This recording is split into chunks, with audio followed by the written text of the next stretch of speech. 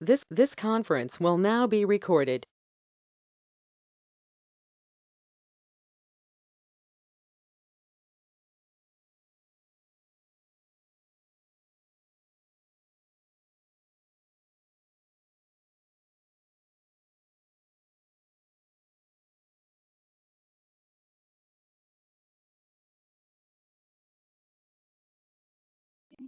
DeSoto, Kansas. So can I get the roll call? Yeah, Champlin, Here. Dorsher, Here. Klein, Here. Miller, Here. Carrie Johnson.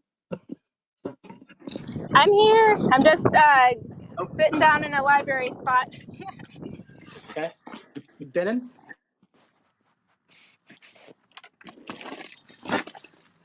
Noel, you there?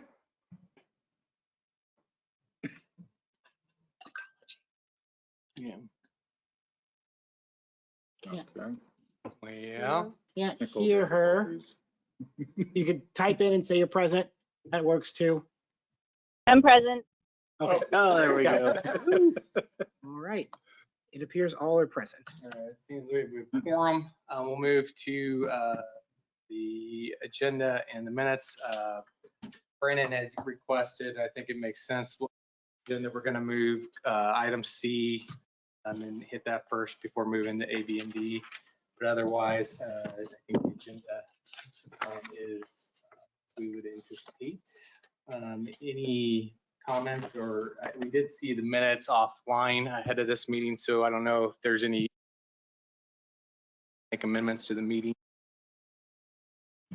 minutes for July 6th or any amendments to the agenda tonight. If not, Approved as noted. okay, if not, if there's a motion to approve the agenda and minutes. I'll second. I think there's a motion by Bill to approve the minutes and agenda. It's seconded by Mary Jo. All in favor, say aye. Aye. Motion carries. Moving to public comment. Any members of the public here tonight to speak? See a lot of audience members, but You don't know how to act with an audience. oh, Pressure's on, Josh. thanks for pointing that out. Mhm. Yeah, the anxiety levels feel like a real deal. We'll move past the public comment. I don't see anybody online. So we'll move to. Starting route to 184 Phoenix Shores Lane. Okay. I'll disregard that. I didn't hear anything, did you? Okay, I don't know what I heard. Moving past old business because I see none listed in the agenda, so we'll move to new business. New board member appoint. Item C, I'll hand that over. Is it Brandon? Are you Yeah. taking point? Yeah, I'll take care of this one. So board members, you may remember in May, left the DeSoto School District and resigned his position on the board. After we received that information, we reached out to the school board just because there was some direction that we'd like to have at least some representative of someone on the school board or on the school district to represent the school at the park board, just given our relationship that we use their facilities, they use our facilities from time to time. I reached out to Alvy a couple weeks ago again, and he had nominated Michelle Mages, who is now the AD. She's taken over Ryan's position as far as I can tell. And if she'd like to address the board by any means, this is your time. If not, we'll get you appointed next week. Yes, I have felt big shoes to fill. Ryan Johnson accepted. Thank you for being willing to do it. And that sounds like we'll go to council Thursday then? Yeah, it'll go to council on Thursday. The mayor's already away. Awesome. Well, too bad you can't just come up here tonight, but next month. Sounds good. All right. Well, thank you. And anybody else want to welcome Mages? And I apologize. You probably have had a couple of my kids. I hope. Class, and I hope they were good. You're going to actually have a couple more here soon. So. Well, now.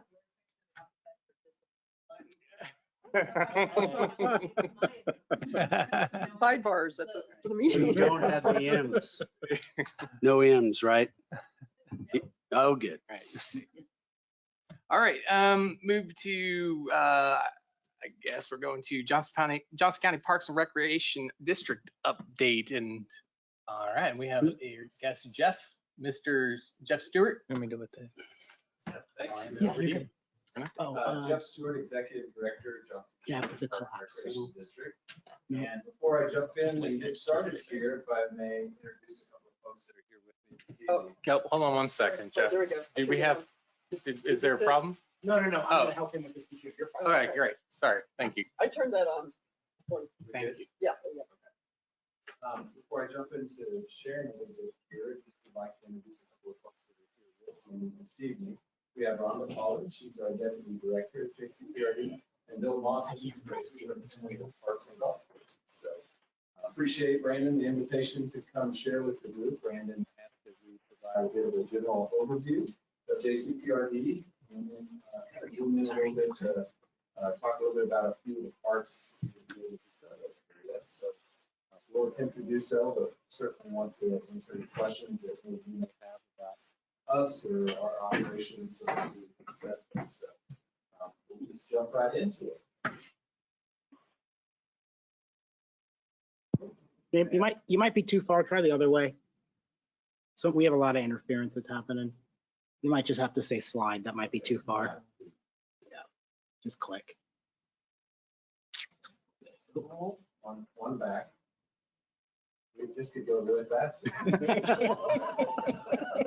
Are we almost done? We're going to start 1955. But we'll quickly fast. I just wanted to share with you that JCPRD was established in legislation in 1955. So our registered voters that submitted a petition to form a special park district. And that's unique in the state of Kansas. JCPRD is actually the only special park district in the entire state. While that's not necessarily uncommon throughout the United States, it's certainly unique here. And I think it's good reason why we've had some of the benefits and some of the resources that we have here in Johnson County. So we really appreciate the foresight back then, and hopefully we'll have a bit clearer understanding of what we were formed for and some of the resources. So we are established district, as I mentioned, and we have 7 board members plus an ex officio member that is from the Johnson County Commissioner Board. And it is a governing body, so we're established as our own taxing entity, and so this is our governing body as a policy-making board. And really our connection, while we're not a department of Johnson County government, our connection with Johnson County government is the Board of County Commissioners appoints our board members, and they also approve, hopefully not disapprove, but approves our budget. So this is our mission, and it was just a few years ago redeveloped, and it's to enrich the Johnson County community through excellence in parks, recreation, culture, education, and public service. And I'm really pleased to share with you, you're probably familiar with the countywide citizen survey that's done on an annual basis. 90% of our Johnson County residents feel that we're successful in this mission. We're working very hard to reach the other 10% that we try to do. So while we work day in and day out to accomplish our mission, we also have a vision forward, and that's pursuing innovation and stewardship to sustain and enrich a thriving park and recreation system by play, culture, education, leading to a healthy and fulfilling lives for all. And so this is always front of mind when we're going through our efforts in planning and operations and maintenance and any of the services that we are providing to this. Next slide. We have 5 divisions at JCPRD now, and that includes parks and golf courses, recreation, culture, which is our newest division, safety and outdoor education, and administrative services. And so that is made up, each of these divisions have multiple departments within them. We employ a little over 300 full-time employees and about, depending on the time of year, about 1,500 seasonal part-time employees. And certainly, I'm sure just like the city of DeSoto, we count on many volunteer hours to help us carry through those services. Next slide. So these next series of slides, I think it's helpful to really give you an idea of what JCPRD has done since we established in 1955. This is a map of Johnson County, and the brown on the map is platted property at that time. So this slide is from 1960.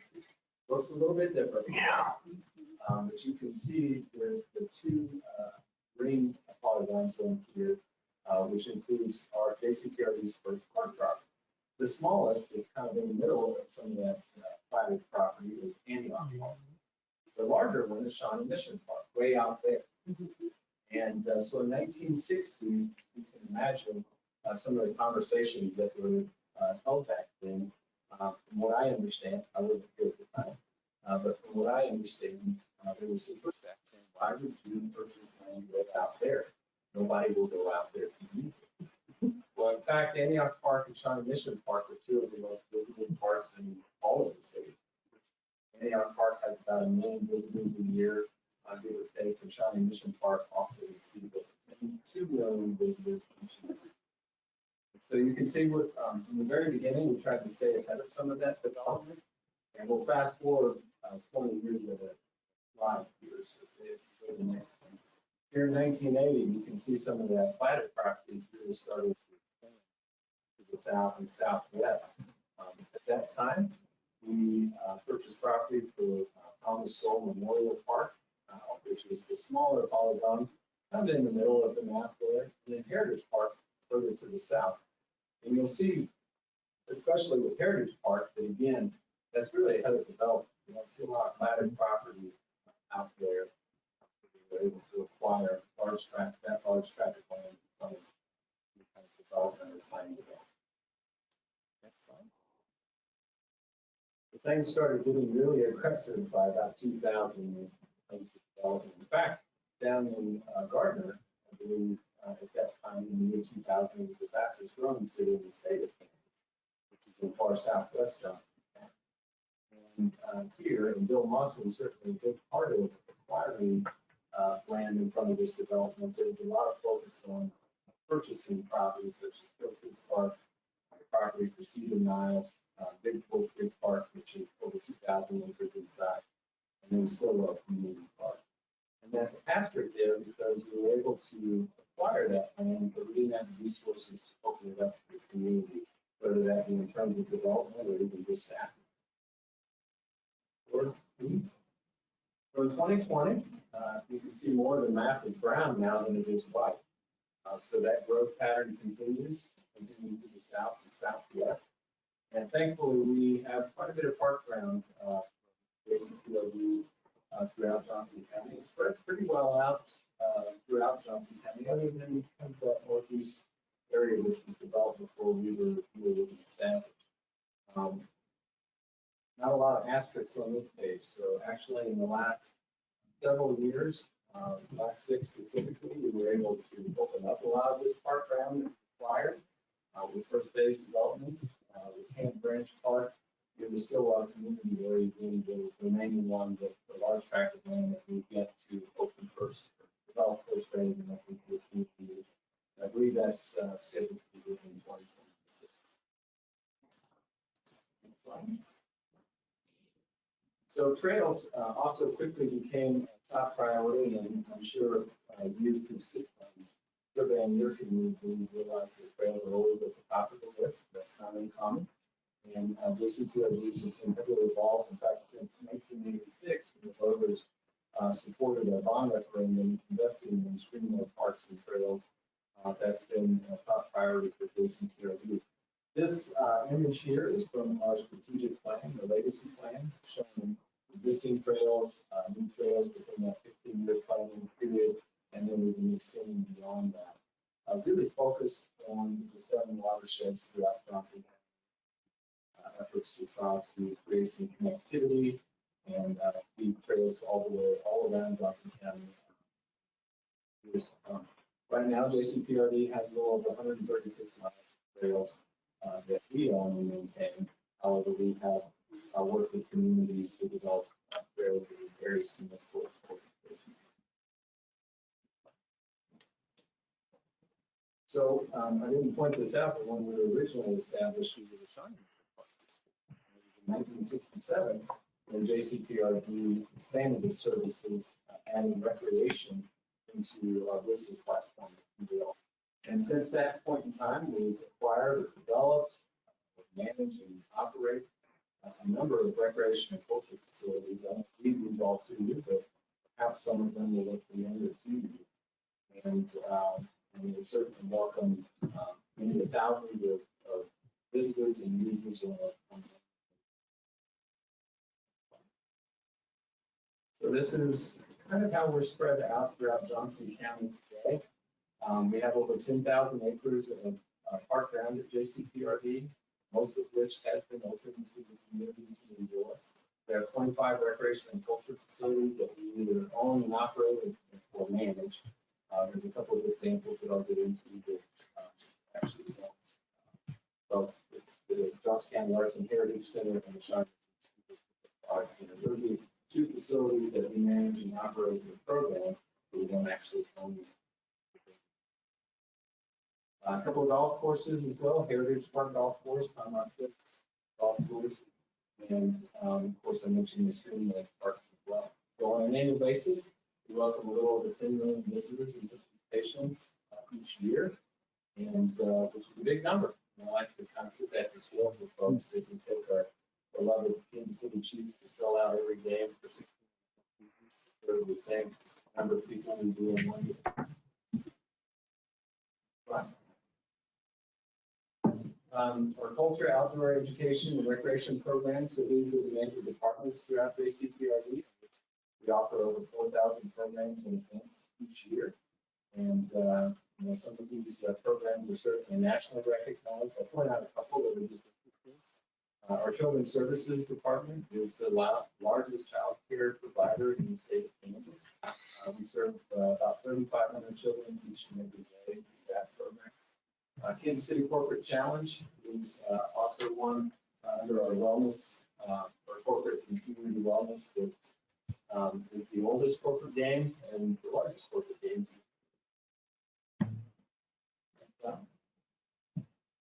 We rely, probably like you, we rely heavily on community partnerships, and a few of these are on this slide. The Johnson County School District, we partner with 4 of our Johnson County school districts, DeSoto being one of those, with our deployment program.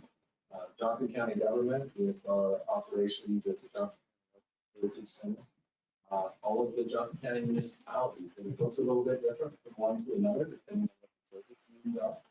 We work hard to complement the municipal park and recreation departments, not to compete with them. The Johnson County business community, certainly, we work with a lot of them, keeping our fees down, sponsorships and partnerships of the like, and then many volunteer hours, volunteers.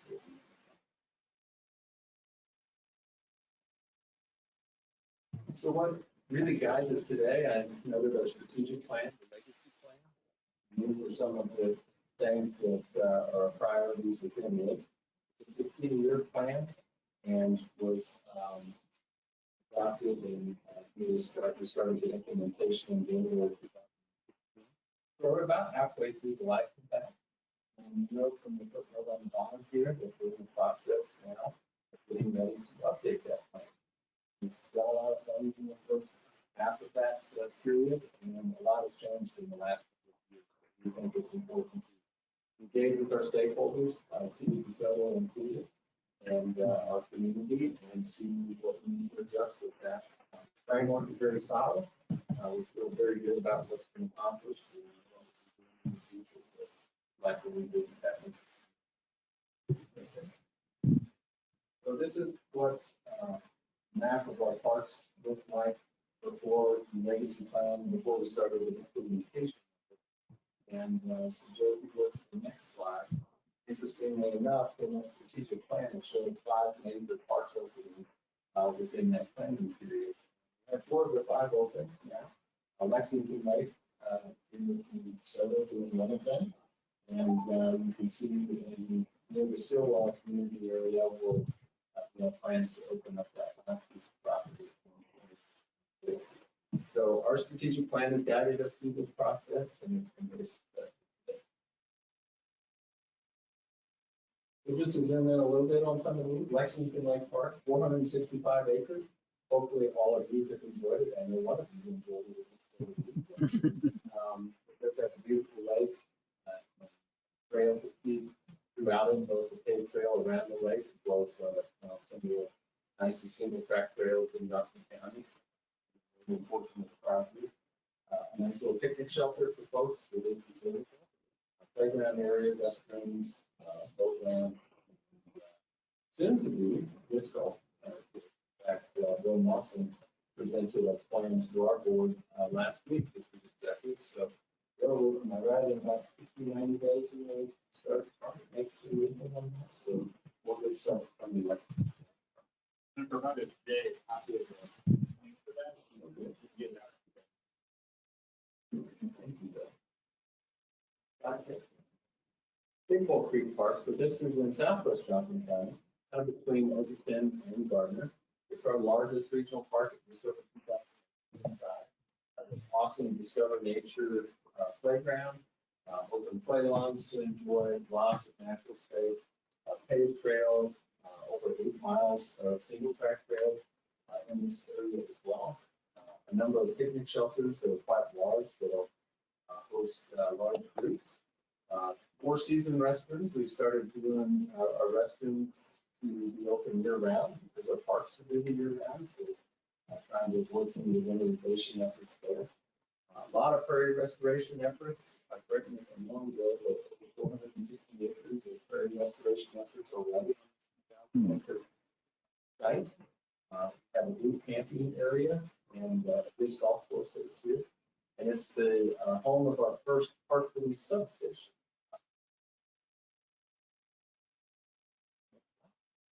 Meadowbrook Park. So we all noticed on the mapping that Northeast Johnson County was heavily developed and we were established. Got a great window of opportunity through a public-private partnership to get a portion of the Meadowbrook Golf and Country Club site and the golf course closed down.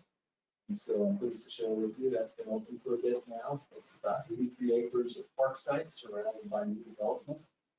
And have a wonderful clubhouse that offers programming throughout the week and is also reservable private events.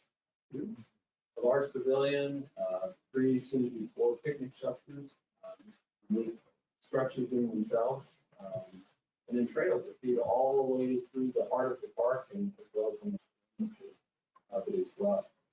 We have a wellness area or fitness area. And then there's 4-season restrooms that serve this park. And it's not on the slide, but we're under construction right now for our third inclusive playground and another shelter area in the park as well. So that'll be open by the end of the year. Cedar Niles Park is our newest park, so it's not far from here. Kind of the west of the lake area, a little over 1,000 acres inside. And some wonderful trails that feed throughout that property. On 135th Street, we also have a playground area with a picnic shelter and restroom facility. And some really great single track trails that getting stuff hikers and bikers and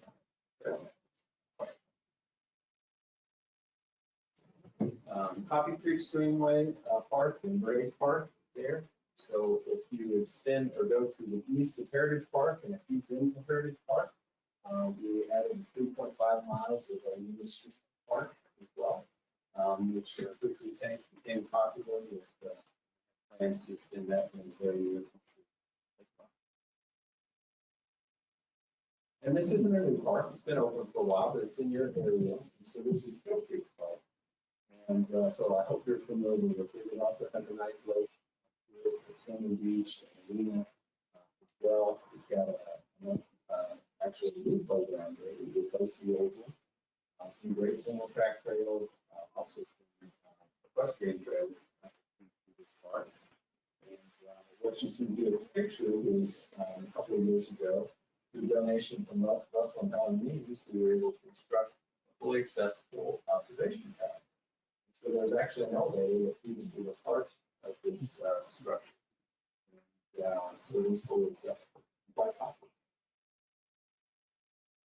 then Sunflower Nature Park, I know you're familiar with this. Here in it's 57 acres inside. There's some trails and of course the athletic facilities that are used for your programming needs. Now I'll speak to this just to introduce it, but I'm actually going to tag team Bill Moss because he has a great history and I know he has great interest in the sunflower redevelopment site.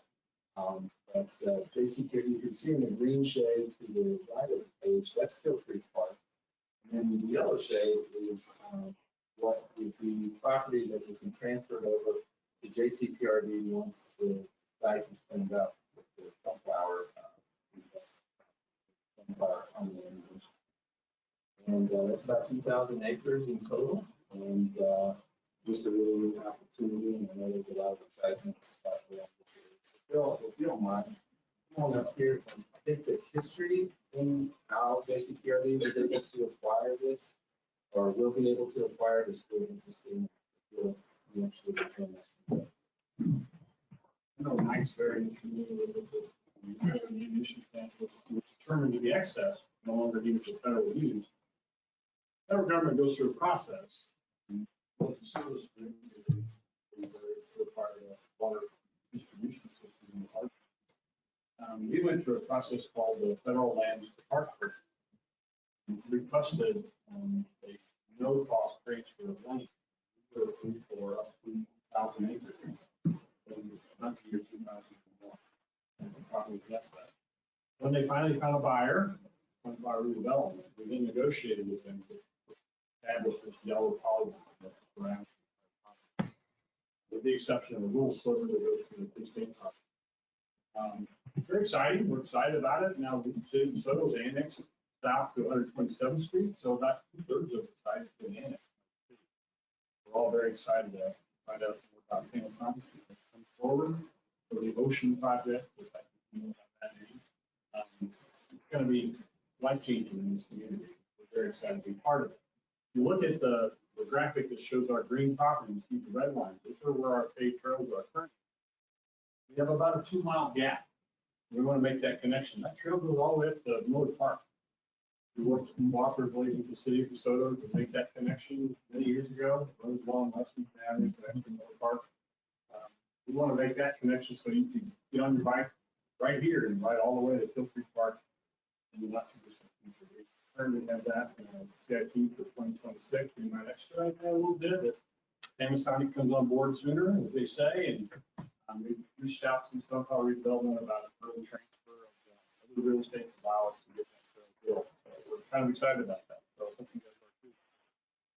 Any questions before I turn it back to you?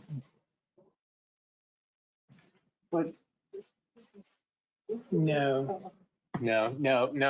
I'm just thinking, I've been looking forward to that since I moved to DeSoto and hit the end of that trail at Kill Creek. I've been waiting. I knew it was part of the plan with Johnson County Parks and Recreation to connect those two parks. And so that's always excited me about that prospect. And so awesome. So that whole perimeter. Okay, so minus what's with KSU and KU is going to reside with them, right there. That's not okay. Research facility. Okay. KU acquired much of that area in blue in the 70s. About the same time we acquired Sunflower Park. All that up there in the northwest corner used to be part of the Right. Those properties were accessed in the 70s. That's how we acquired Sunflower Park. KU acquired the property as well. K-State's actively using. They are. Okay. Like KU, I know I wouldn't buy that. I don't see any use on that at all. It's just not that it's in. Yeah. Yep. Okay. Yeah. Any other? Sorry. No. Thank you. Thanks, Bill. Yeah. Kind of just a big wrapper. Hopefully this is in alignment with what you're interested in. Yeah. It's at the end. Oh, those. Yeah, Yeah. okay. Well, thank you for coming out. Appreciate the good presentation. So I will yield to any board members have any, I don't know if this is a question and answer time or questions, if you don't mind, appropriate or not. I just, okay, yeah, I know. No hot spot. I've always, I'll just start off by saying I've always been, since I've moved to the Johnson County, because I grew up on the Jackson County side of the state line, so when we moved, I've always felt very fortunate to be able to utilize the Johnson County parks and recognize the tremendous effort and resource that is for DeSoto's, because it's definitely a highly utilized thing in my family. So we've been very fortunate. So any board members, I'll just go through. If anybody would like to speak or ask questions. Yeah, I'm going to grill him. I see it. I'm not going to miss an opportunity to grill him. Yeah. I mean, he's up there. Yeah. Exactly. And Rhonda hasn't spoken. Rhonda, anything to add to Jeff's? Oh, okay, I understand. I understand. One of the things that just kind of came to my mind is that, we have a fairly small budget, I guess, compared to maybe some of the other municipalities in Johnson County. Does Johnson County Parks and Rec partner with in programming with some of the municipalities? Like I can think of, like we've got a burgeoning music down on at our Riverfest Park. Like summer concert. Yeah, series. summer concert series, sorry. And but man, it could be really cool if I saw that. I saw the theater in the park stage. If we had access to more resources. I'm not asking you to partner on that very specific deal, but are there partnerships where since you have overlapping constituencies that you participate in? There are. That's a great question, Bill. That I alluded to earlier, our relationship in each of the Johnson County cities looks a little bit different, just depending on what they are. So larger communities such as the city of Overland Park, they have a large department that looks a little bit different. They've been very bullish where they don't have a specific department. So we actually provide programming services in the city of Prairie Village and other areas. And so we try to meet each community to further up what their needs are, not to compete, but to complement each other. And I thought this way, when I was with one of our Johnson County municipalities before basically, we have the best of all worlds in that each of our municipal agencies focus on their community needs, and then JCPR can focus more on regional attractions and complements. Really long-winded answer to say yes. We do have examples of providing programming services and other services. Here in DeSoto, we're providing before and after school.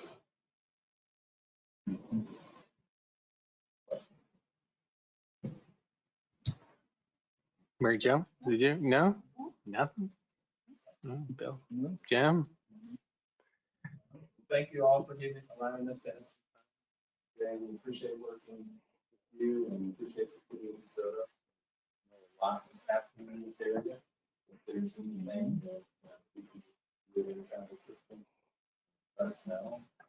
Hopefully we'll see you our next of woods.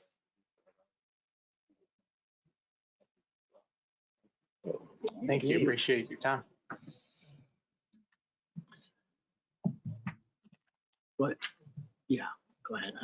Sometimes it just doesn't work. There's too much interference. Yeah, that's his. Thank you, guys. Thank you. Thank you so much. Yeah. I forget we have the same ones. Yeah. All right. Just escape. If you just, you try to get out of PowerPoint, just click escape. That'll get you. Just click on it. I'm like, Maybe. my kids probably have. I have that. What's that? Where's my chat? Let me see. Like, When I was hired, I was a skiing. oh, that thing. Yeah, I've definitely never been there.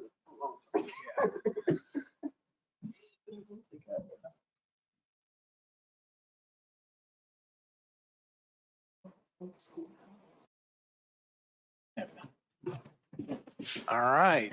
Moving on then to item B, Southwest Growth Area Update. Oh, we got a special guest returning. Work here? Thank you for joining us, Mike. Apologies. Come on. No, we're just joking. Got plenty to do. You've been a little busy.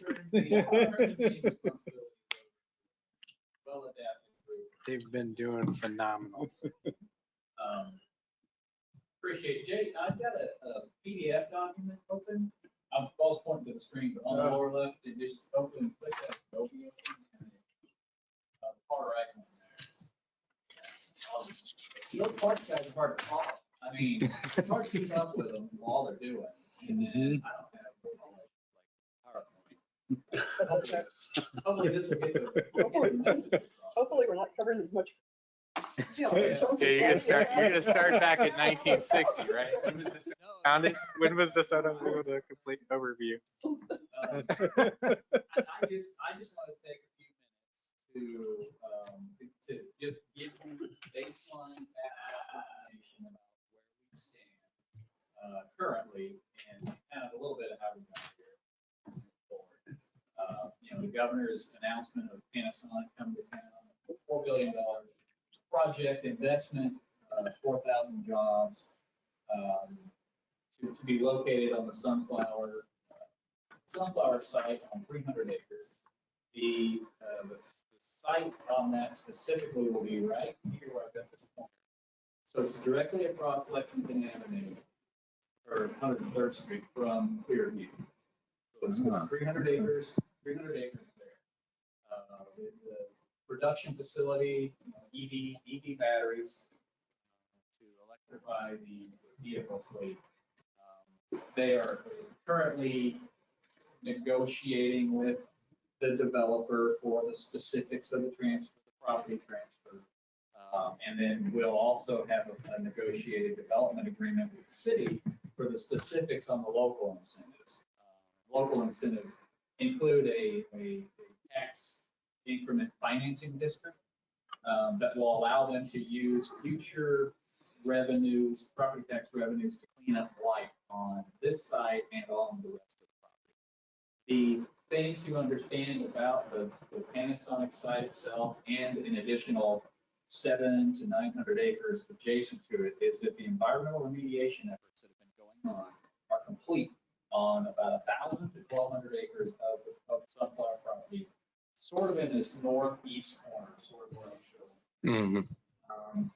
So there's no more environmentally hazardous concerns there, but there are still buildings to be and infrastructure that's there that's an impediment to the development. And so of the two cleanup efforts going on, the environmental remediation is largely being conducted by and the blight removal, which largely is a responsibility of sunflower. So that's kind of where things stand in the environmental remediation side of it. The Corps of Engineers is now taking the lead on the environmental hazard reduction and the mitigation from all the explosives and the heavy metals and the other contaminant issues. They gave an update a couple of weeks ago to the community, really. They've implemented a process starting in 2016 that came in and have been working diligently to clean up the rest of the property, all of the property from here, really starting in the north and working more or less working their way south. They have a schedule that completes that field work cleanup by 2026. And then there's 2 years of paperwork after that to clear the environmental process, the permitting process. Once that's done, the land can then be transferred to owners and to put back into production. That process, again, is largely complete for the Panasonic site as well as about another 1,000 acres or so in that area. So concurrent with our efforts to entice Panasonic to come to DeSoto, we have another developer. There's 370 acres. And this is west of Business Edgerton Road here, 103rd Street here, and K10 there. So 370 acres that was annexed in January. We have a development agreement with that developer that does outline some a tax incentive, but also specifies public improvements. Hi, come on in. Okay. My audio was really struggling. Oh, you decided to stay. I'm listening, but. All right. Hopefully you didn't miss any of my stuff. Well, that's why I got here for the important part. I'm just kidding. No offense. I We knew couldn't that. hardly hear anything. It sounded all very important. It is. So this development that's in the blue shaded is a light industrial, zone for light industrial. It's annexed and rezoned for that purpose. We have a development agreement that lays out, it shows preliminary plans for about 5 to 6 million square feet of building. And the end users are still being pursued by the developer, but it could be distribution warehouses, it could be light manufacturing, light assembly, food production workers, or food production facilities, any other sort of light industrial type use. Initially, when this, 2 years ago, we would have thought, it's warehouse distribution. That's what's been going on. But lately, we've seen a lot more really big projects on the manufacturing side. There's generally nationwide a re-onshoring of production, manufacturing production, from everything from computer chips, batteries, widgets, just everything. There's a strong move globally to re-onshore things. Just, a lot of supply chain issues, pains, pinch points that we've seen during COVID and even before, and then the geopolitical atmospheres are driving companies looking to re-onshore these production uses. Panasonic is one of those. Their jobs are highly skilled manufacturing jobs. This is a highly skilled environment. These aren't just mass assembly workers. These are they term them light blue collar. So the workforce they're looking for, Kansas City was attractive to that because Kansas City region has a history of manufacturing labor. The labor shed is familiar with manufacturing and highly skilled. So it's the recruitment and retention of the 4,000 permanent workers, but also building this facility. It's a $4 billion facility. The building is going to be somewhere in the neighborhood of 3 million square feet. The trades, from the plumbing, the electrical, the systems, to all the skilled trades, highly technical. They need highly skilled workforce to be able to produce to build this facility. And Kansas City is a hub for that sort of contract, engineering, design. So those are all big parts of why this site was selected over. The other big part of it was the Kansas team. Once we were in the final running, Kansas team presented a unified governor's office all the way down to the state agencies, to the county, to DeSoto, where we were all pulling in the same direction. And that extends to the Parks District. I think Johnson County has a history of intergovernmental cooperation, the likes of which are not seen in a lot of big metropolitan areas. Cities are fighting with each other, they don't get along with the county. Anyway, there's a spirit of cooperation that runs deep in Johnson County. It's a big strength for us. So when we look at the world that's changed since the announcement, we see that $4 billion in economic development, that'll happen. The construction timeline is probably about a 24-month timeline. And there will be 7,600 construction workers that will need to access the site over those 2 years. Now, those aren't all at once, but a lot of them are. They'll ramp up, they'll start mass grading here in the next couple months. In the fall, they'll pull building permits for putting some foundations, and then those trades will come in. And then the building steel, the building envelope will happen, so those trades will come in as they're ramping up the number of construction workers on the site. It will hit its peak when all the mechanical, electrical, and components need to be put into this building. So at its peak, they're looking at about 4,000 construction workers on site every day. And likely it'll be a 12 to 16 hour day, 7 days a week sort of operation, maybe 3 nights in some cases. So that is primary, that's barn fire number one that needs to be put out, right? So we know to support that kind of activity, to support the long-term, supporting infrastructure for a facility like Panasonic, that there's public works to be done. And so this map kind of shows the overall world of public infrastructure that is currently pending, currently being planned, currently in the works. Jay, could you scroll up a little bit to make it more, yeah. Okay, that's good. So first of all, we'll talk about the sewer. So the Army had a sewer collection system and they had a sewer treatment plant along Kill Creek. That's all defunct and gone.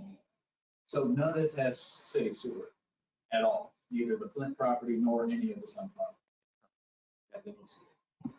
Naturally, Kill Creek runs through town here and goes to the main lift station.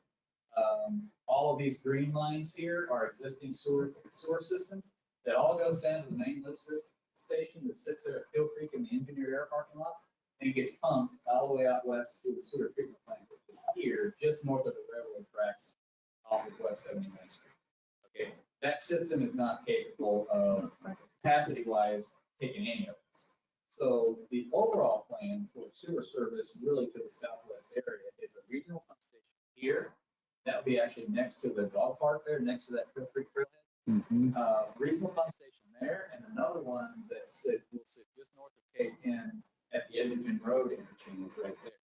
Those pumps will accept gravity sewer lines that will be constructed along Kill Creek and up onto the Panasonic site, and in the future, even further down to the Sunflower site. Also, there'll be this pump station here at Edgerton Road, K10 will accept the gravity line that runs up Edgerton Road to serve the Flint property. Those will both pump into a gravity line and will be constructed along the Sunflower Road corridor. Sunflower Road has the Army that had this utility corridor 100 feet wide just to the east of the right of way, goes all the way down to the river. So we're going to take advantage of that utility corridor and build a new sewer company all the way down that, and then connect that to the sewer treatment plant that's located there. So that's generally the sewer plant for the area. On transportation, surface transportation, we talk about 4,000 people in and out. The surface transportation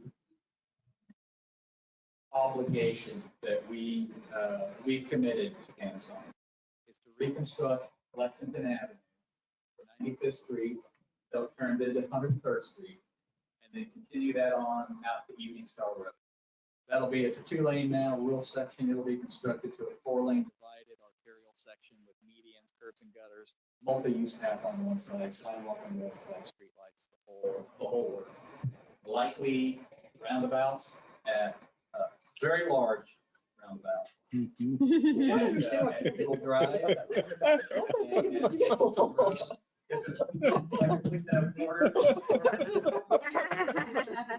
Common term. Okay. Roundabout is fine. It's fine. So that'll be reconstructed. Also, Dual Drive, you've been out there, you see Dual Drive is kind of already a divided 4-lane. Yeah. It'll be reconstructed to that same standard from 103rd Street on down onto the Sunflower property. 1 mile, so it'll even go past. Yeah. At the same time. I'm sorry, can I ask you a question just while I'm thinking about it? So when you talk about the expansion of the road, but that's not DeSoto taking response, that's just. Okay, I'll get to that. Oh, okay, sorry. Yeah. Okay. So I'll define kind of roles and responsibilities. Edgerton Road will also be reconstructed to a 3-lane minor arterial section between K10 and Hartford Street. It'll also have curb and gutter, it'll have bike lanes. Lexington Avenue, Hartford curb and bike. Curb and gutter, bike lanes, multi-use path. So that's the transportation. KDOT at the same time will be making some improvements to these interchanges. And for now, we're not going to be completely reconstructing bridges or anything like that, but addition of turn lanes, addition of off-ramp lanes to this Lexington Avenue interchange, likely a signal, well, for sure, a signal at the eastbound on and off ramps, like the one we have on the westbound one. Right. There'll also be improvements to this Evening Star Road interchange. Not exactly sure what those will look like now. It's complicated because of this is so close. Yeah. So there might be some interplay with the off ramps and that intersection. Then on the water, so I'm going to get to the overall. So on the water, you see this little blue dot there. That's the city's water treatment plant. That's the treatment plant that the city obtained under that public benefit transfer that Bill Lawson talked about. We got the water plant at the same time. We spent about $12 million upgrading that to a water facility. It's the city's water plant. It'll need to be expanded, probably at least double capacity. We're still trying to figure out how much capacity.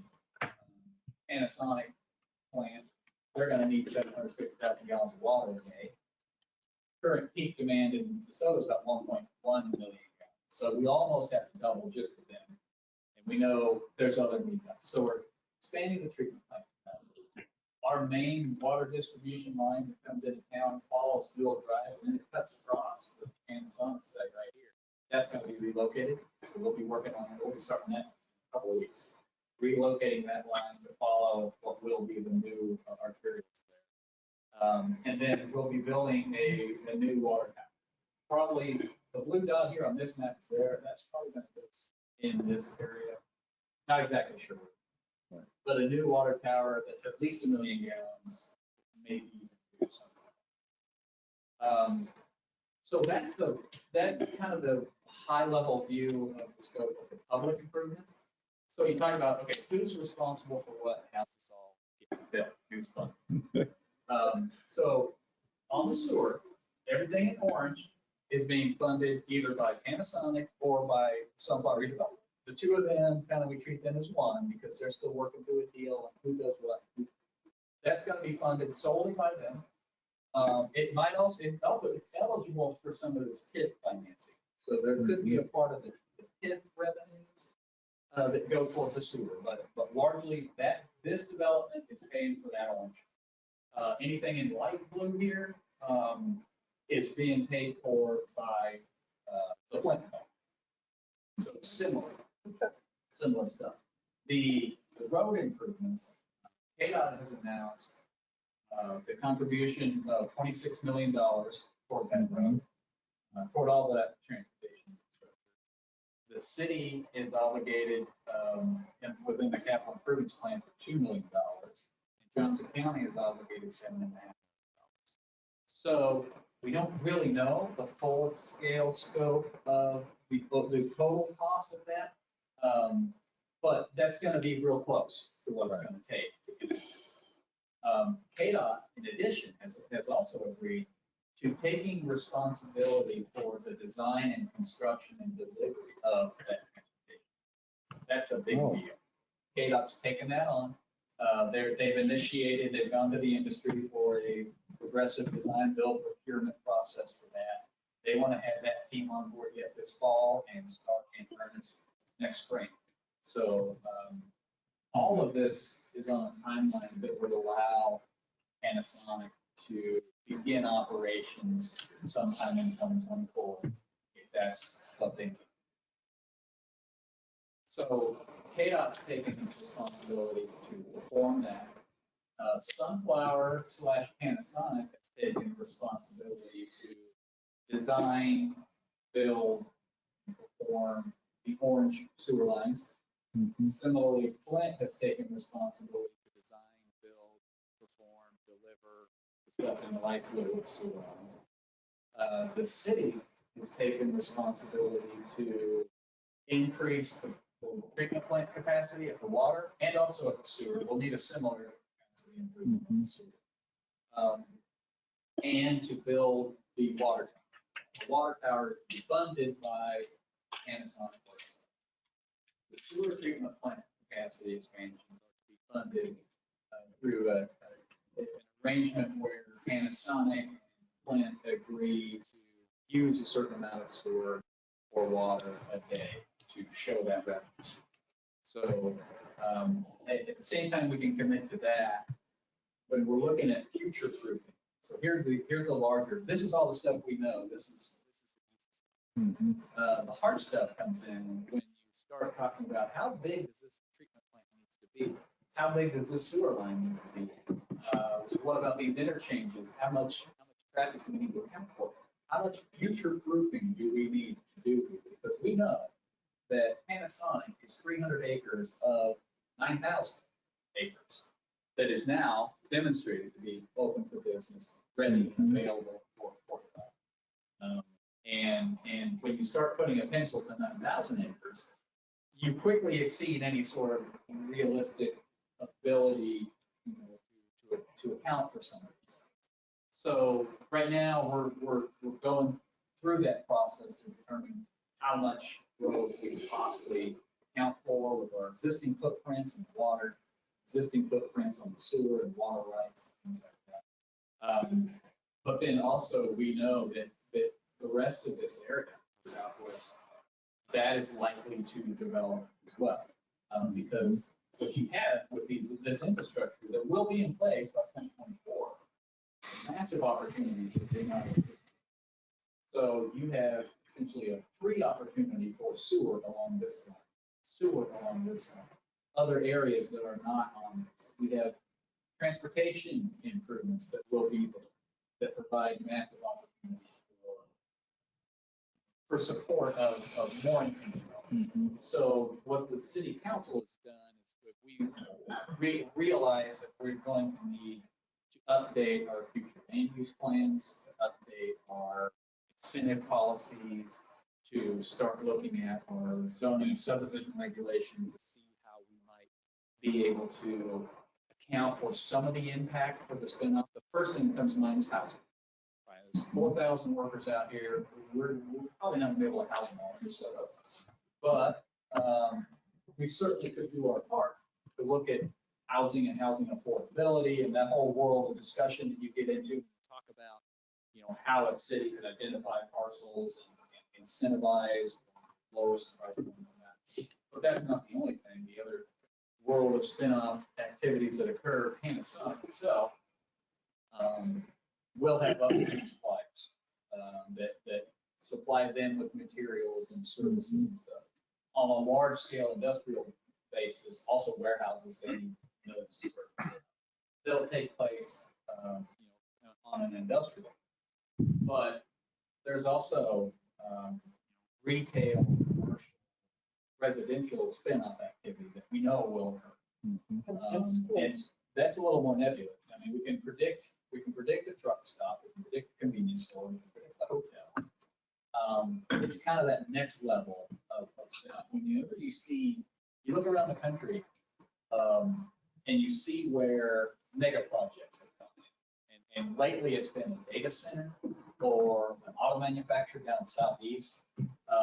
You look at where those investments took place and the amount of those, and you see 5 years on, you see that initial investment is at least doubled, sometimes tripled in the surrounding spin-off development that occurs. This is the sort of thing that it'll massively impact your massively impact all of Johnson County, even stuff to the south. It's a massive impact. KDOT has seen this. They understand this. With this anchor tenant here, the rest of the Sunflower property is likely to occur in the next couple of decades. They've allocated the funding for an initial environmental and impact needs study to expand K10. That's what I was from 435 out to the Johnson County and Douglas County line.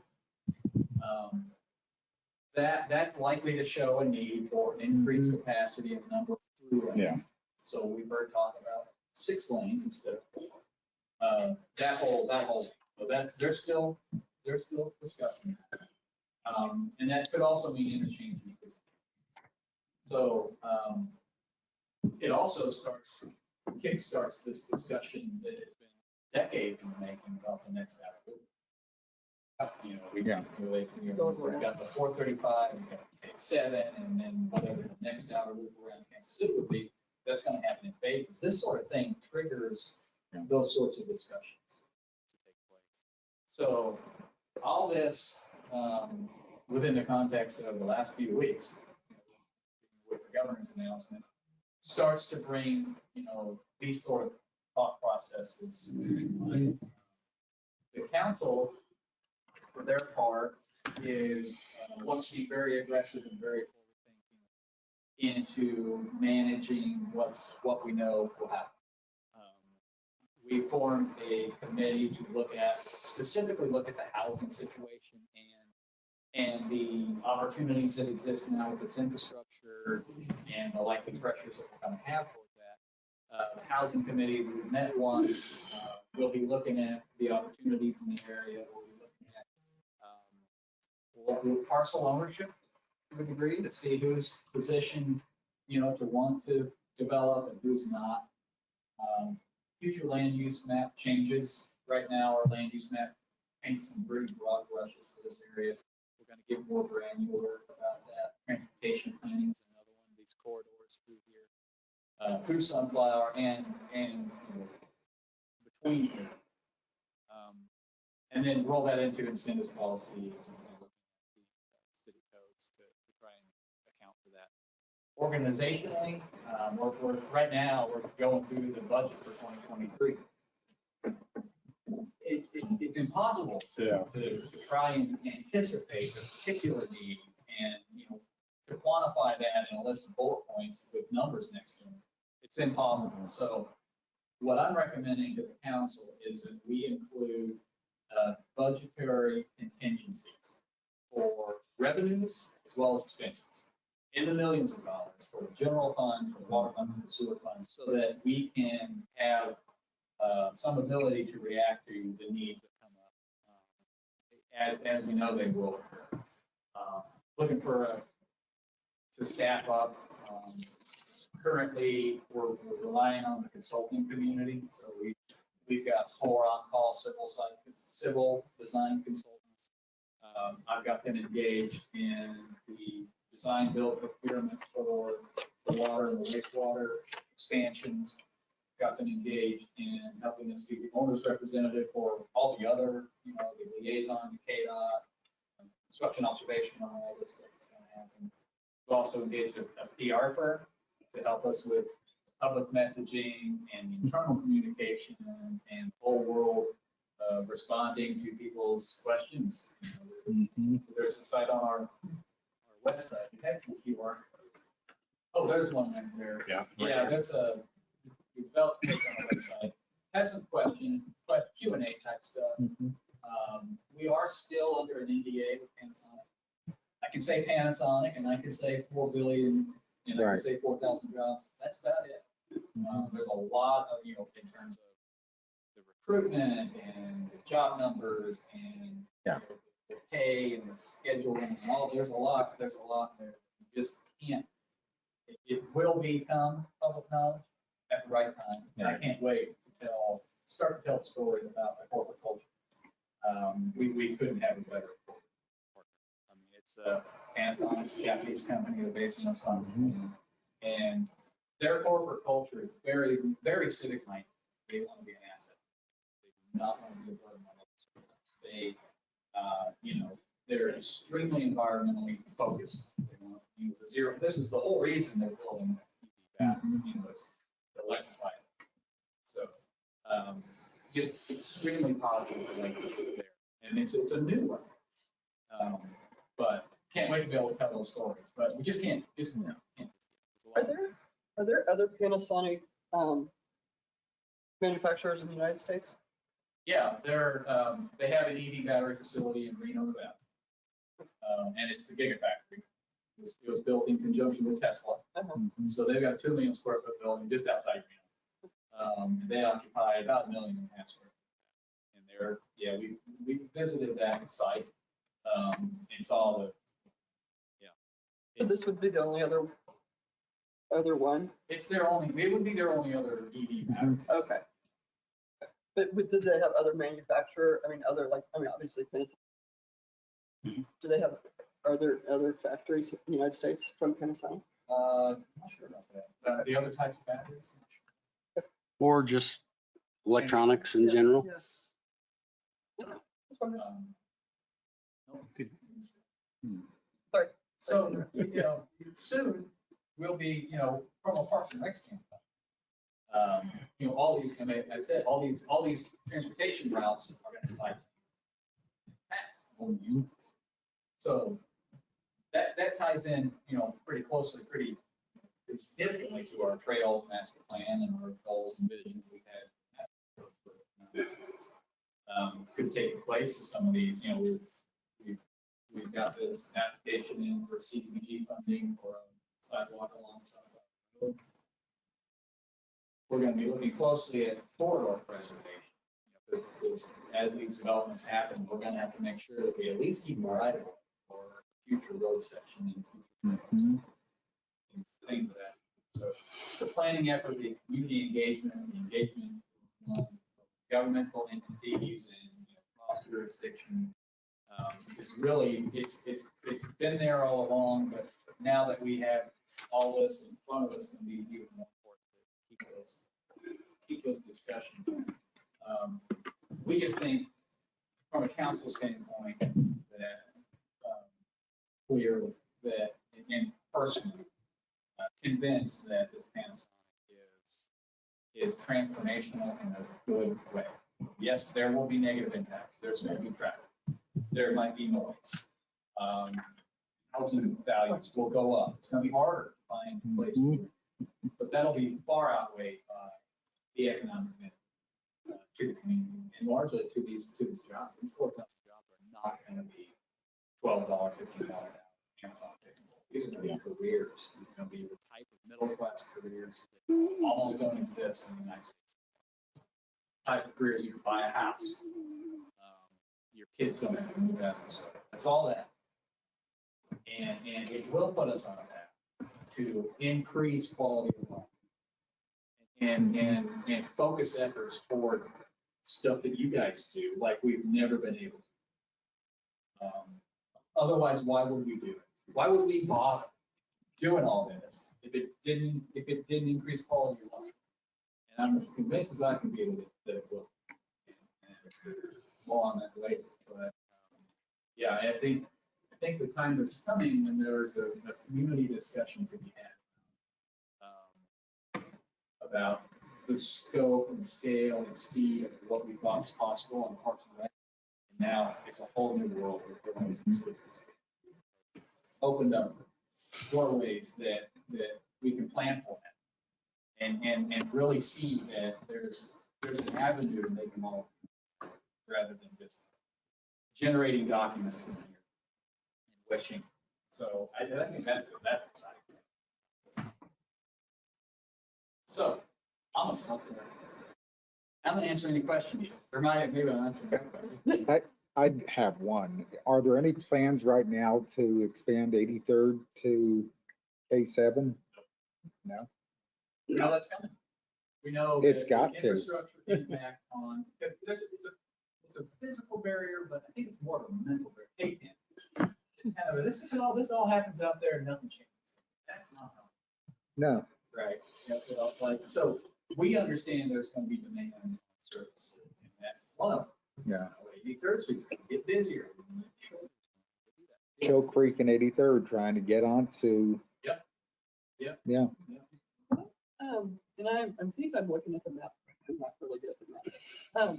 What is happening with Clearview City and all this? Because I have not heard anything. That's the black road. Yeah, okay, so, I mean, obviously, you were talking about how Sunflower, I know at one time, during the war and stuff, Clearview City was It was part a of house. it. Yeah. Yeah. So we got rid of the sewers and stuff like that on the actual plant side.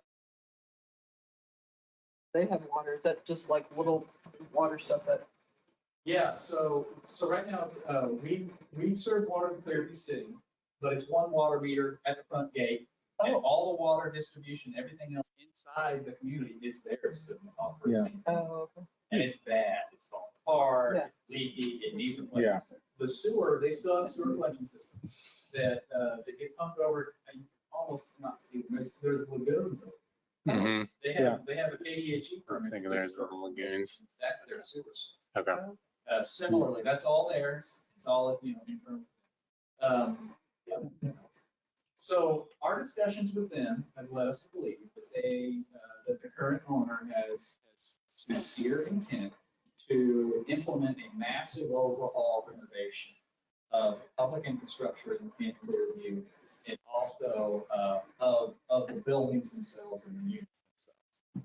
Completely redo all the units. Now, it's on the National Historic Register, so you can't do a whole lot with the buildings architecturally from outside. You can apply for housing tax credits. That would help.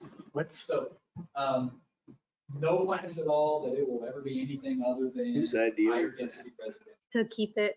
On that. So like, wait, so, okay, I get it's privately held. It's a privately Yeah. held entity. So the housing within that is on what? Actually, the whole thing. The whole shebang. Why? Yeah, the whole thing. Well, Because it was part of the war. Well, no, it really is. It's a first early example of the non-grid type subdivision. The curvilineal streets and it really was one of the first communities that was laid out in a manner that wasn't just a grid Yeah. balance. So that was part of the reason why it was placed on that store. There's nothing in particular about the architecture of the building. Okay, so it's the civil layout of it. Yeah, I think that was a. So not Well, we necessarily can the keep the structures streets. themselves, Yeah, but the yeah. streets. Almost. But it's all privately held anyways, right? So it's all up to the. So The development. the Clearview, because I guess I don't know, is Clearview City, is it part of DeSoto proper? Yeah. Its own It's entity. annexed. We Oh, annexed it okay. in the 90s. Okay. We treat it like a big apartment. Yeah, well, that's what's, well, Yeah. yeah. Mhm. Okay. But despite what you may have heard, nobody bulldozed in there. Oh, well, I would be- Well, the I only would- person that could, the only people, like, if I'm misunderstanding, I hear that, I feel like people don't understand, like, we don't own it, right? It's Yeah. not a public entity, No. it's a privately held Yeah, development. It's privately owned. So, but they can sell it, but it sounds like even if they sold it, they have to keep the streets or something to that effect? Yeah. Okay. Okay. Okay. All right, whatever, all right. Okay. Yeah, my concern was not that it was going to be bulldozed. That was not my Oh, concern. okay. I did not know my concern was that point. Well, the fact is, we need every 4 walls and roof done. Well, Right. But I would like for them to, maybe, I'll use the word updated. Yeah. And structurally sound Yeah. and not leaking. And that Well, concept is, the owners express sincere Good. interest in pursuit. That's good. That same. The revenue should be there. owns This other half, well, the schools, Countryside School is there. But the other half of this, used to have Harmony Housing on it as well. Houses were moved out. So, obviously with the announcement on it, that there's renewed interest in doing something. Really, with every parcel you could ever think of, now there's renewed Oh, interest yeah. in doing something. Sure. Right. Sure. So our job now is to be able to direct that and reply to those inquiries as they come, but also to be proactive and be able to go out and actually seek out the type of developers and developments and teams that we want to bring in. We're going to be able to select. We want teams of people who are well-funded, experienced, know the development process, history of getting things done, that work well with communities, that, it's exciting to, not that we're turning anybody away, but that's the sort of foresight, visioning, and planning work that we're doing. Not that we haven't done, we've done all this before. All these plans have been in place. We've had land use, we've had infrastructure plans. All the plans have been there. We feel real good about these pieces of paper that have been laying around city hall. Now there's hope that it'll actually happen. Any other questions from board members? Only, Yeah. I wrote down 5, but I'm only gonna ask one of them. That's fun. I'll catch you at a different time. So with all of this, I mean, it's a brave new world. Is it time for the city council to consider a park impact fee for new developments? Yes. Yes, it is. It's time to consider all those. Okay, put that in. Yeah. Okay, so a lot of municipalities, when they have new development in their area, have I don't know what a sample percentage is, but there's a park impact fee that's attached to construction permit, maybe a plat, and which helps fund some of the things that are going to be expected of a group like us down the road. Thank you. Okay. We have it. It's nominal. Okay. Well, I remember at one point, this is actually perfect because this was the main question I had as it relates to parks. So, because I've seen it, I think I saw it in our not the zoning, but our building, any of the building permits and all that. There's usually something with the park somewhere associated with, X number of units of this laid out for parks use or that, right? And what I've seen in the past is a lot of times when it comes to actually being approved, sometimes those things get X'd out or this or, kind of change the use or we'll supersede or we'll get rid of that.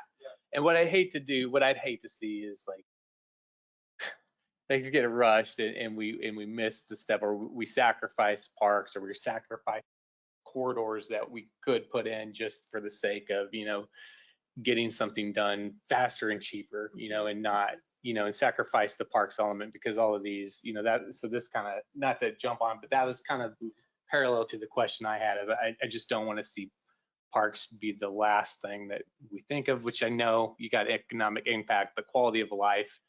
I think we'd see from that Johnson County Parks and Recreation District presentation that the parks and quality of life, I think, go hand in hand. Mhm. Like to Bill's question, how does that work? What do we do? What do we need to do there? Currently in our regs, we say if you're going to plat a piece of property, you have to give 3% of that to the parks. You want 3% of that. I can't use that. I don't know. 2 is what I had in my brain. 3% Yeah. of the platted land. So if you're planting 100 acres, we want 2 or 3 acres per park. There's also a provision that says that if you're only planting a little bit of land, we don't want like 70 square feet of park. So you can just pay a park. Okay. And that's a lot of times, that's maybe what you're seeing is, there's this requirement to give us land, but they're not doing it. They're getting away that they're just paying this fee. The trouble we have right now is that fee is nominal. Right. Super cheap. So everybody who can says, I'll just pay the fee. Mhm. Right. But so for instance, when Marble Ridge was platted, they came in and they've got a lot of areas that are platted as open space. So that meets our requirements, even though it's not our park. So it's good that it's not our park to maintain, but it's bad that it's not our park. It's an asset to do something. Right, so it's just it's green space. It's a good thought. We're thinking in the same terms on a lot of those impact fees. A lot of our planning application fees, development fees, things like that, for the industrial stuff. And that's part of that whole structure of funding this expansion that we know is going to happen. And we know the revenue is going to be there on the back end, but the needs right there on the front. So there's a time gap here that we need to manage. Okay, I'm gonna ask one more.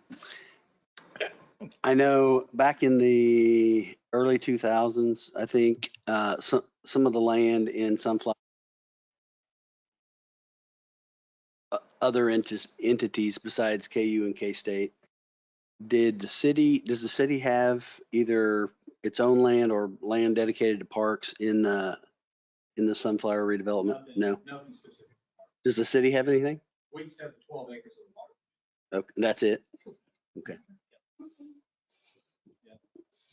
wonder, 1,800, they're already given 1,800 acres around the perimeter of the battery. Oh, I guess you're right. To Johnson County. Yeah. Yeah, well, that didn't do it. Something, any other questions, Carrie? Any doubts? Okay. Cool. Maybe for Jay here, not too big- I mean, I see that Panasonic, if I'm right, we got sunflower ball diamonds right somewhere adjacent. There's sunflower ball diamonds on this thing? Right in that little corner up there. Oh, there it is. It's over that side. That's right. It's Oh, further okay. down than I was thinking. Okay. I mean, I guess that's Joco, but we do the fields, right? We just maintain the fields or no? Yeah, well, we maintain. Oh. Mhm.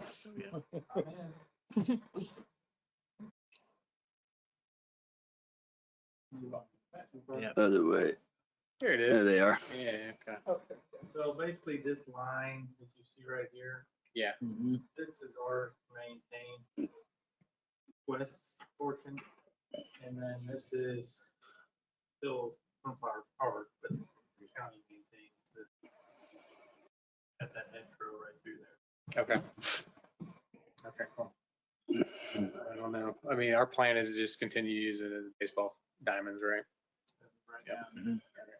And I know that parking lot's. Yeah, the land we bought across from the river. We have that master planned out. Yeah. Yeah. Yeah. Longer term. The teams are still using those, but no games are typically played for. You played any games out there? Depending on kind of some of the stuff Mike touched on, we start getting some housing. So definitely for other fields. Yeah. Yeah, we're gonna have Yeah. But, at this point where we sit, Yeah, so we have these discussions with the school district, right? Because massive impact. to schools. And, they're familiar with predicting growth and projecting for growth. And Frank Harwood is still in his group. This is coming in, it's gonna be operational, but we're still 2 or 3 years for really kind of even knowing what's gonna happen. We know something will happen, we don't exactly know where. Not time to go out and buy that site for the next elementary school because, they don't know exactly where. So there's, I think on the recreation side for us, in terms of projecting user growth, we still have. Yeah. These are gonna be construction jobs. Right. So, it's 26 and beyond. Yeah, I was just thinking, I know this is a park that I don't think we've given much thought to because it kind of in play. But yeah, it's in rough shape. If you like, I kind of think it. because you see, it was remote, but it's not remote. It's not. Yeah, it's not remote anymore. Prepare yourself to consider that this part might be one that goes away and we need to replace somewhere else. Okay. Yeah. I think that's more likely than, we can do something here. Yeah. Yeah. Okay. It's far more likely that we'll need a bigger, better something else. Somewhere else. The school district does own land up of 119, I think. That they bought like within the past year. Yeah. And then, but I think there are plans for the next elementary school actually is somewhere along. It's east. Yeah, it's east of here, right? The new plot of land that they just purchased. No, I'm sorry, back. Along 83rd somewhere. Yeah, but I think it's east. So. Yes, like between. But before Peter Creek mine, and something. or Oh, past really? mine? I wish Must I be could remember. Oh, okay. exactly where. Okay. Hmm. All right. Interesting time to be a park board member. Interesting time. to be- Yeah, I got lucky. Yeah. Both of my grandmothers worked. And they lived in Northeast, and they took a city bus Really? to work, and they both have stayed in Clearview when they agreed to work longer shifts. Really? They had Yeah. some kind of housing for people. Hmm. And Huh. yeah. I remember the Well, stories, obviously yeah. not, You should- I wasn't there for it. But, You're not yeah. alone when things No, Ties no. historically to the soda. But I can remember as a kid them talking about it and I had no idea where DeSoto was. I mean, I lived in North Kansas City, so I was like, Kansas, like that's next to Colorado. It's a long ways away. So we hope in a couple of years a lot more. Thank you, We hope Mike. it's good. Yeah. Thanks. Okay. Thanks, Mike. Thanks, Mike. Thank you. Boy, that's stressing. It's stressing me out. He's excited. I'm stressed. Yeah. Well, about all the changes. No, just like I couldn't imagine trying to manage that at all. Give up. All the possibilities that you have to plan about, Let you and interject when we need to. like What's plan up? A, plan B. So the next item is the work plan. Work plan. I think Jay and I are going to kind of tag team this one. Okay. So Yeah. Well, Almost. somebody can make your motion to yeah, adjourn you can it. motion to adjourn whenever you want. Yeah. So so you look at August and you kind of see the Yeah. Parks Master Plan review, program and fees. Jay, I don't know if you want to talk about the program and fee structure, how we kind of want to push that back a I little think we're bit. tabling that, right? Push that till we get pool numbers. Pool numbers, so I think that's gonna be one of the bigger topics, I guess. Yeah. Talking fees. and going forward with kind of where we want to sit in terms of cost recovery and decisions, but kind of put some things in front of you guys in terms of raised our minimum wages at the pool this year, quite a bit to attract staff, pool to open. So, second year of the new fee, this is the second year? New fee structures. membership. Mhm. Kind of revisit that a little bit, Okay. see where we're at on the balancing act. We want to have good numbers. And we'll be able to provide the programming covered at the same time. School closes on Labor Day. So to get truly honest, conversation would probably be the October meeting. Yep. Fully do that. Correct. And you're gonna cover other programs too. Yeah. right? We'll Yep. do All right, other good. ones, but trying to wrap it more Yep. into school here, basketball here, volleyball here. Gotcha. Yep, that's perfect. Trying to wrap Do it all in one in October. And the KDOT grant, I think I put in that note, we still haven't heard anything. I'm not in the, I don't want to rush them because we asked for about 3.5 million. Yeah. So I'm gonna let them play it out through the rest of the summer. Might email them the day before Labor Day and say, hey, what's going on with it? But until that time, we'll kind of stay pat, because there's some subjectivity to that. And then the last thing is the CIP.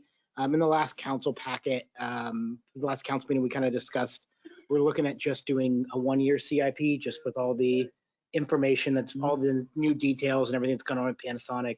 We just haven't had the staff time to do the public engagement and to really look at it, give it a good look at. So we'll do a 1-year CIP that we'll adopt with the budget this fall, and then we'll come back towards the end of the year, beginning of next year, and do a public engagement session. I can't even imagine trying to project CIP with No, everything. can't right Look now. at Mike's so excited. He's so happy. I've never seen him so energized. Been waiting for this your whole life. So in September, we're gonna look at like a 1-year idea of update of like what parks might cover in 2023. Yeah, I think we Okay. should have a pretty good idea. So on Yeah. so what we did is we put in like $1 million CIP contingency. And then kind of in the budget document, I've listed out several high ranking projects. And one of those was the continuation of the parks stuff. Okay, the fields of, And the money that we did have in the 5-year projections for the next phase of what the parks do is still there. Okay. So in terms of what we spend in 2023. okay, so what we covered July 6th on the CIP update for 2023, we should consider that not a lot's been changed to parks spending part of it, right?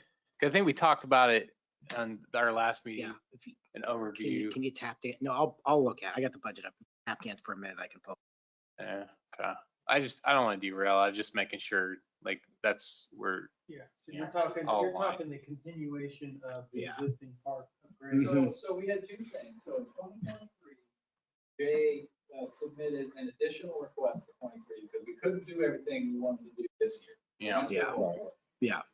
So it was what's left that we hope to do this year is included as kind of a carry over for next year. Yeah. but also there was originally next year's program Mm-hmm. on the parks. Yeah. And it included grading. Grading, right? Yep. Grading. That's in there. Yeah. Mm-hmm. So in terms of status quo, Okay. Yep. All right. that makes sense. Yeah, there's also the Riverfest stage cover that's on there. That's on there as well. The upgrade at the park. Oh, yeah. Yeah. So those are the Okay. and then obviously City Hall renovations. That's just the second floor renovation, so upstairs. So that may free up a little space Yeah. for Yeah. programming. 'Cause he does all the buildings too. He's Yeah. jack of all trades, right? Yep. Okay. Yeah. But we're getting more classrooms out of the deal, right? Yeah. Well, that renovation will, and Mike, correct me if I'm wrong, but that renovation will potentially facilitate the chamber moving out of their current space and going upstairs.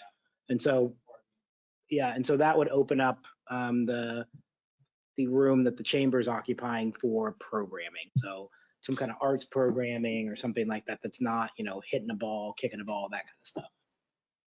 So what's that leave September covering then? Like if it sounds right, we're moving the programs fees to October. Is there anything to talk about on a CIP update? It doesn't sound like September has anything there. CIP would be, they'd be adopted by the council at that point, so we could just. talk Are about the we- programs, but I don't know if I want to say this or not, but are we accidentally ignoring the master plan review? That's what I was wondering. I saw that it's not, we didn't cover it this month. So maybe we should do that next month. And are we maybe wanting to wait anyways? It seems like, because there's so much. I mean, we can review it, because maybe we'll know, or maybe we'll have something to discuss on the, I would, I'm gonna say yeah, it out loud. I would hope by September we have an answer. It said summer. To me, that's Labor Day. So Yeah. hopefully we'll have something. But I mean, it might be a light agenda, I guess. Well, the other thing that I wanted to get this meeting, and I ran out of time, but we're looking at that new position. Correct me if I'm wrong, Mike. Yeah. Mhm. Okay, the new position, programming position to try to take care of some of the things that Justin and I don't have the time to do, like Brandon had just mentioned, try to get an art and culture and that type of non-sporting offerings, activities, programs. Could be some light special event type things. What I would like to do is put together a kind of a preliminary job description, outline type of thing, kind of as a rough draft, and bring that back to you guys in September, so that you could kind of take a look, yay, nay, change this, change that, this looks good, or whatever, just to kind of give you an idea of kind of what we're thinking for the position.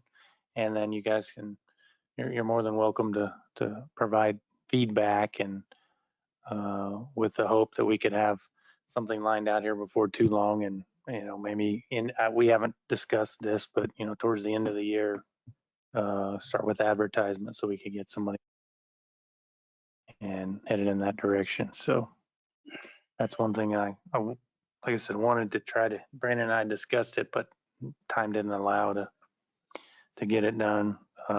It's a little premature. We haven't adopted the budget yet, so it's unlikely it would get kicked out, but it's possible. So when we meet in September, we should have, because the budget will be adopted September 1st.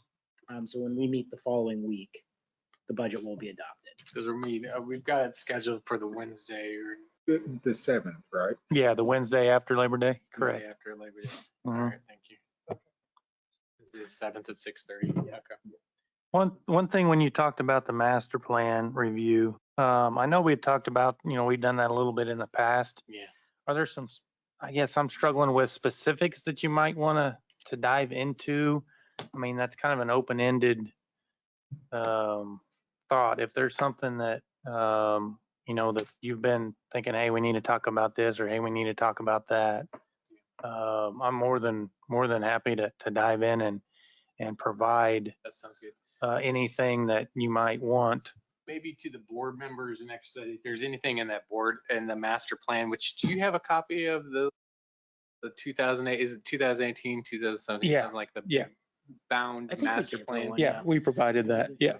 Maybe that would be a good thing is offline. If there's any questions about it, shoot an email to Jay and the board, and then maybe we cover that versus like going through that. Yeah, I don't know that we necessarily want to go through the whole document, No, but right. in order to keep it a living document, Right. got to open it up And look at it. Yeah, Yeah. and remind ourselves, okay, these were our driving Right. things. So I'm thinking highlights, and then maybe somebody comes in and says, you know what, we're not really strong in cultural arts Right. focus, Well, especially now that we know that there's going to be this huge amount of growth. Right. It'll give us a chance to look and say, okay, is this going to be allowing for growth? What this plan is, or what? Yeah, what we predicting what the expectation is going to be in 5 to 10 years. So maybe just homework for the board, brush off that parks master plan, look at it, send any questions to Jay, and just include the whole board on it, and then we'll include things in the agenda. But I think it's a good data. I mean, Yeah, if you could feed me stuff within the next, I hate to put too many. Blank slot. Yeah, we're We're not here to make Jay extra work either. I'm not opposed to that, but if it could be done in the next couple weeks at the most. Before Set it for the last week of minute. the meeting, right? Yeah, so that I actually have some time to put some things together. No. Like maybe by the end of next week is like August 12th. So we're at That the would be- first. So maybe by August 12th, shoot an email out if there's something that you'd like to see covered. And I would say if you could probably do that in a group type thing, where all the board members and Find the last email where like the last one for attendance and Yeah. apply all to there, and that works. Yeah. That way it's public, right? Yeah. It public-ish, not really, but kind of. Are we any other question on the agenda for next month, I guess? And then I guess we're at the time for update, right? Program update, Just staff report. I don't know, you want to follow up on that?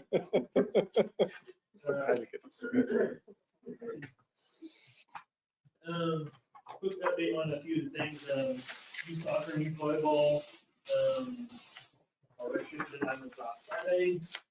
So we started at that number, and I think today, 15. That stuff lined out. Soccer wise, we have 200 people registered this year. Wow. PKK, we have 78 kids, first and second grade, 65 kids, 54, 33, 56, 24, seventh grade. We're gonna try to get something on this year with that, but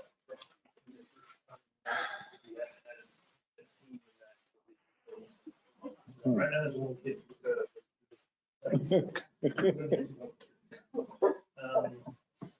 On the volleyball side, we have a total of 56 participants. Third and fourth graders, we have 28, fifth and sixth grade, we have 28 as well. So we're looking at 3 teams.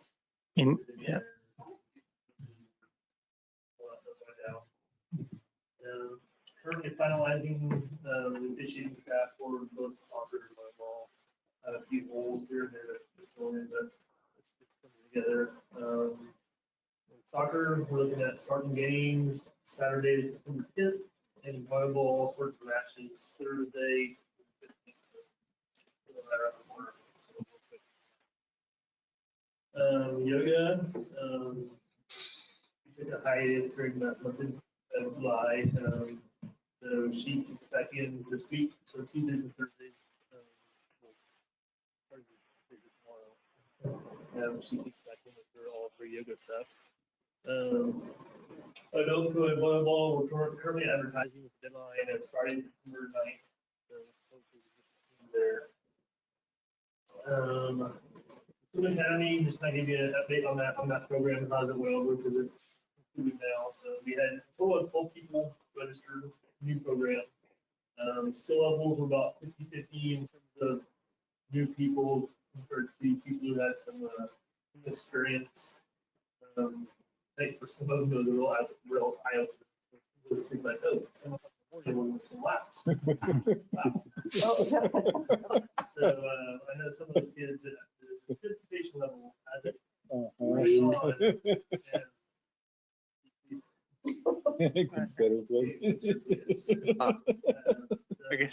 I guess I should have been nice and let my kids stay home. I guess all the other parents were like, we kept making her go. It's like, I guess she's been, yeah.